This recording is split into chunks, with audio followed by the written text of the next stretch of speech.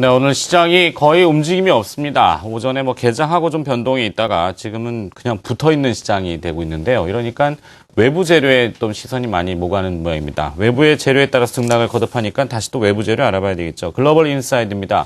우리 투자증권 동수원 WMC의 서상영 차장 연결되어 있습니다. 안녕하십니까? 네, 안녕하십니까? 네, 유럽 얘기 계속 들고 오고 있는데요. 그리스의 이 국채 바이백 조치, 채무를 탕감하는 추가 이야기인 것 같은데요. 스페인 은행 얘기도 또 있었고요. 오늘 아침에 스탠다드 앤 푸어스가 그리스의 등급을 트리플 C에서 SD, 셀렉티브 디폴트, 선택적인 디폴트라는 용어를 쓰면서 하향했습니다. 어떤 내용입니까? 네, 아침에 이제 국제신용평가사 스탠다드 앤 푸어스가 그리스의 신용등급을 이전의 정크 수준인 CCC에서 선택적 디폴트로 이제 하향을 했는데요.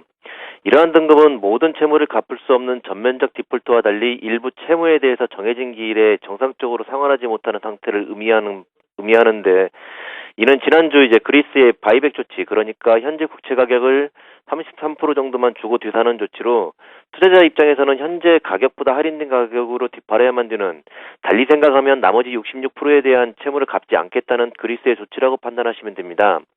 이렇게 되어 S&P사에서는 나머지 부분에 대해서 채무 분리행, 즉 선택적 디폴트를 발표했던 것입니다.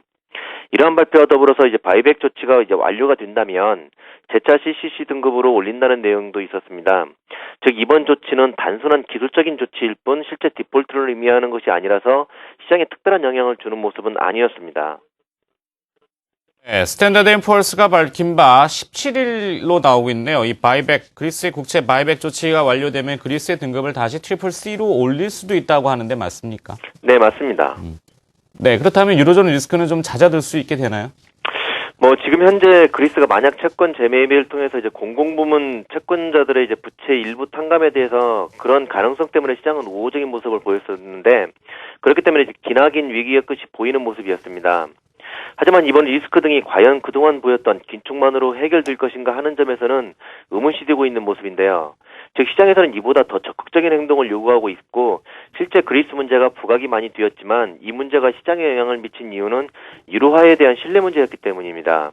그렇다는 뜻은 그리스 위에도 아직 남아있는 스페인의 국제금리의 지속적인 가능성, 즉 구제금융 신청 등으로 위기를 해소하는 문제, 그다음에 프랑스의 긴축 이후 경쟁력을 유지하기 위한 조치, 은행권 부채 공용화를 위한 은행연합 설립 등 아직 많은 부분들이 남아 있습니다.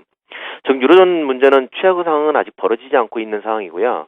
그동안의 긴축으로 인한 경기 둔화의 지속성이 문제라는 판단입니다. 그리스가 약속대로 적자 감축을 하고 스페인이 구제금을 신청하여 모든 일이 예상대로 진행된다 해서 경상수지 불균형을 해소할 수 있는 그러한 부분들은 아직은 의문시되고 있는 상태이고요. 그렇기 때문에 지금은 시장에서는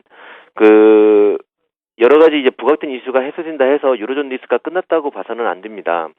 경기 둔화가 해소될 수 있도록 ECB나 독일 등에서 적극적인 경기 부양에 대한 이야기를 하여서 경기 회복을 위한 선순환이 되어야 된다고 볼 수 있습니다. 그렇기 때문에 그렇게 되기 전에 이제 여전히 유로존발 불확실성은 시장 한켠에 놔둬야 될 것이고 판단되고 있고요. 오늘 저녁에 있을 ECB 통화정책회의에서 비록 금리 동결이 우세하긴 하지만 드라기 총재의 발언에서 이제 비둘기적인 발언이 나와야 될 것이라는 판단이 오고 있습니다. 네, 적극적인 경기 부양 의지를 보여준다면은 조금 리스크가 약화될 수 있다. 이렇게 해주셨는데. 자, 그렇다면 글로벌 불확실성은 매일같이 반복되는 것이긴 합니다만, 여기에 근거한 우리의 투자 전략, 어떻게 또 잡고 가봐야 될까요? 일단은 중국 같은 경우가 11주 또는 이제 3개월마다 그리스 전체 경제만큼을 생산하고 있습니다. 이 말은 그리스가 하나 망한다 해서 그것이 유로화에 영향을 주지 않는 이상 큰 의미는 없다라고 볼 수 있습니다. 글로벌 경기에는. 그렇기 때문에 시장은 미국의 재정절벽에 집중할 수밖에 없는데, 재정절벽이 어느 정도 합의된다 해서 내년도에 세금이 오르고 정부 지출 삭감이 사라지는 것은 아닙니다. 이러한 긴축 흐름이 악순환이 된다면 최근에 유로존처럼 성장률을 잡아먹는 악순환이 될 수 있고, 또는 이제 지금 현재 시장에서 기대하고 있는 것처럼 투자 심리가 개선되면서 이제 기업들이 투자가 늘면 그 부분들이 가장 유일한 해결책인 성장이 진행될 것이라고 판단되고 있습니다. 현재까지 각 해외 기관들은 재정절벽이 해소가 된다면 성장을 이야기하고 있는데, 이러한 부분들이 이제 시장에서 가라앉게 되면 시장이 크게 우호적인 모습으로 판단되고 있습니다. 그렇지만 아직은 부담스럽기 때문에 시장은 보수적으로 봐야 될 것이라는 판단이고요.